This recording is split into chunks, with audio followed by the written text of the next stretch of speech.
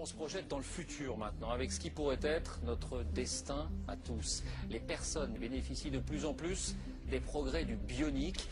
Vous allez découvrir les dernières innovations en la matière. Ce qui frappe, c'est la précision, la sophistication des prothèses guidées directement par le cerveau.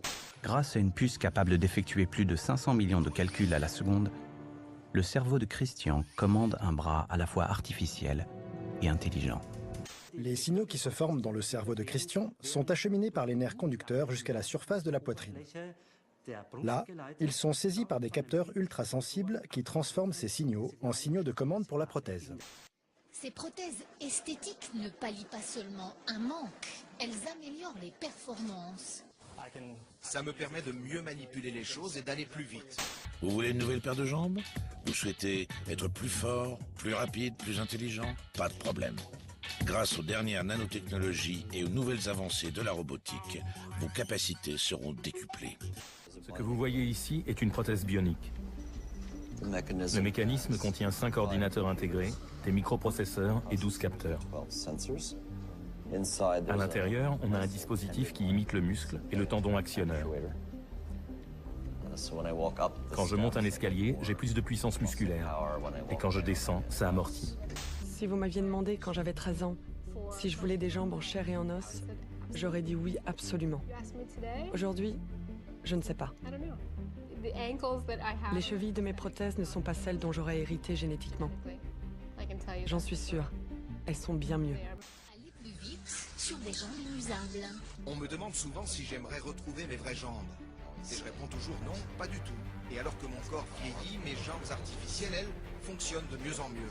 Dans un sens, elles sont immortelles. Ces machines intégrées sont le premier pas vers le cyborg. Cet être robotisé, aux performances améliorées, qui hante l'imaginaire de la science-fiction depuis les années 60. Steve Austin, astronaute, un homme tout juste vivant. Messieurs, nous pouvons le reconstruire, nous en avons la possibilité technique. Nous sommes capables de donner naissance au premier homme bioionique. Steve Austin deviendra cet homme. Il sera supérieur à ce qu'il était avant l'accident. Le plus fort, le plus rapide. Je me réjouis déjà de pouvoir être un jour beaucoup plus fort, de porter des poids très lourds, comme Schwarzenegger dans Terminator. Tout cela va être possible à l'avenir. J'ai hâte de voir ça. Dans un avenir proche, la notion même d'être humain devra être redéfinie.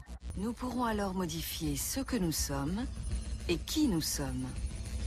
Découvrez avec nous comment biologie et technologie vont fusionner pour créer une nouvelle race d'humains, les robots sapiens. On enseigne ici à la crème des étudiants du monde que l'homme est une machine dont nous pourrons bientôt changer indéfiniment les pièces. Un jour, dans les milieux les plus compétitifs, les mannequins, les sportifs de haut niveau ou les militaires seront amenés à remplacer leurs bras, leur œil ou une partie de leur cerveau par un organe artificiel plus beau ou plus performant. Les améliorations vont aller de plus en plus vite. Et lorsque cela arrivera quelque part dans le monde, les gens qui seront améliorés seront tellement avantagés que chacun se dira « Est-ce que moi aussi je peux avoir ça ?» Maintenant, les technologies que nous développons sont dirigées vers l'intérieur de notre corps. Il ne s'agit plus de modifier notre environnement, mais de nous modifier nous-mêmes. La question est de savoir comment nous allons rester humains au milieu de tout ça. Ça a changé mon existence. J'ai pu développer mon art, la grande passion de ma vie. Prendre une photo est aussi facile que de cligner des yeux. Maintenant, quand je prends des risques, le monde entier peut voir ce que je vois. Je veux être le meilleur. Je veux être au top, faire partie de l'élite. Le football a toujours fait partie de ma vie, mais après ce qui s'est passé, je ne pensais pas rejouer au ballon avec mon fils. Et c'est un peu comme si on démarrait une nouvelle vie tous les deux. C'est super cool. Maintenant, quand on joue, il peut lancer le ballon vraiment plus loin. Run faster, jump higher. Plus vite, sauter plus haut. Pour être le meilleur, j'ai pas le choix. Je joue du piano 1 million de fois mieux qu'auparavant. C'est plus facile. J'ai jamais autant aimé jouer. Tout le monde me connaît grâce à mes augmentations. Aujourd'hui, c'est facile de distinguer l'humain de la machine. Mais ça va vite devenir très flou. Vous allez commencer par des implants visuels. Son œil est équipé d'une caméra qui enregistre tout ce qu'il voit. Et auditifs. Une équipe de scientifiques de l'université de Princeton dans le New Jersey aux États-Unis a mis au point une technologie nouvelle pour restaurer et améliorer l'audition humaine et qui en plus de ça permettrait d'entendre des fréquences radio, donc une ouïe encore plus fine que celle de l'oreille humaine.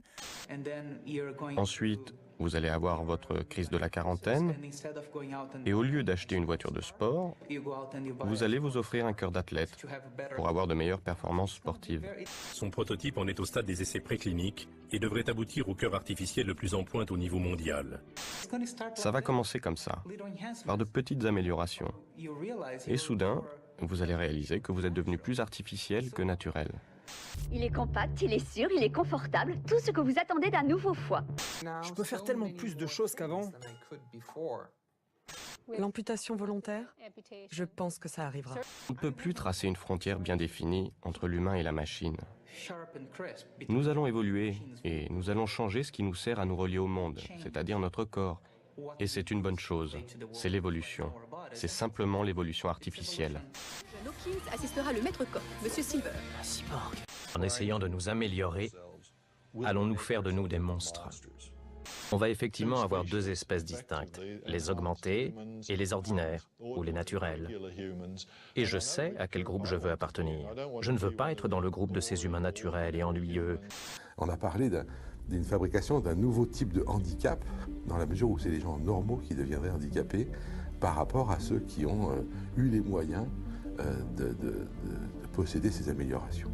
On est en train de perdre toute naturalité dans notre espèce. Et au fond, la question c'est est-ce que l'espèce humaine, est-ce que les humains se sentent encore en prise avec la nature ou est-ce qu'ils croient qu'ils s'en sont totalement abstraits? Pour moi, c'est presque là le danger le plus grand.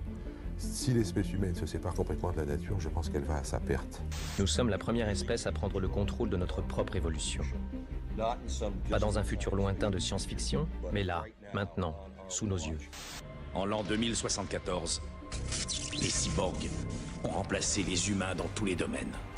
On croirait de la science-fiction, mais il n'en est rien. Depuis plus d'un siècle, les neuroscientifiques étudient le cerveau et en révèlent peu à peu les secrets. Ils s'apprêtent à faire d'incroyables avancées qui leur permettront de remplacer des membres manquants et même de faire de ceux qu'ils souhaitent des surhommes. Notre cerveau sera comme prolongé et l'humain sera transformé, réinventé.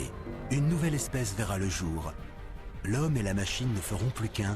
Dans le laboratoire que je dirige au MIT, nous développons la science des systèmes intégrés humain-machine. Nous fabriquons des pieds, des chevilles, des genoux, des hanches. Après de multiples essais, nous parvenons à créer des systèmes qui peuvent imiter parfaitement la plupart des mouvements biologiques naturels.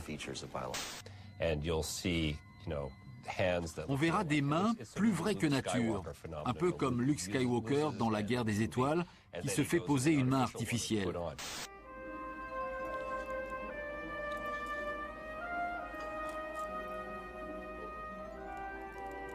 Nous sommes déjà dans l'ère de l'augmentation. Nous avons tous des prothèses. Ce sont nos téléphones portables, nos ordinateurs. C'est quoi un humain supérieur? Qu'est-ce qu'on va introduire dans l'humain? Quand on a fait des vaches qui faisaient plus de lait, c'est qu'on voulait plus de lait. Quand on a fait du maïs qui produisait 100 quintaux à l'hectare, c'est qu'on voulait bouffer du maïs. Et qu'est-ce qu'on veut faire de l'humain?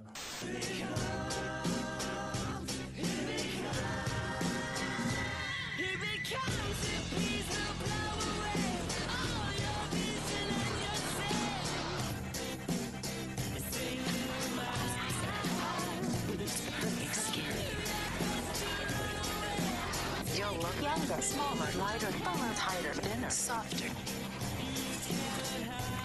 It really works.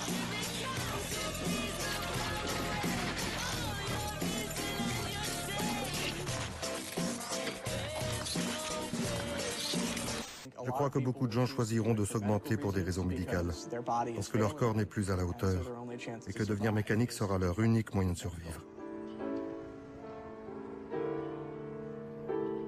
Je crois aussi que plein de gens le feront juste parce qu'ils trouvent ça cool. parce qu'ils découvriront les possibilités que cela leur offrira. Enfin, il y aura le scénario le moins drôle, quand certains devront le faire pour rester dans la société, pour rester insérés. Nous allons fabriquer des corps plus beaux, qui nous permettront de vivre beaucoup plus longtemps, et des cerveaux qui nous permettront de travailler plus. Mais au bénéfice de qui allons-nous nous infliger ces améliorations? Pour plaire aux scientifiques qui font des découvertes fabuleuses? Parce que nos gouvernements sont prêts à tout pour gagner les emplois de demain? En supprimant le hasard de la vie, nous en éliminons le sens. Le risque, c'est que la technologie ne nous rende pas meilleurs, mais simplement moins humains.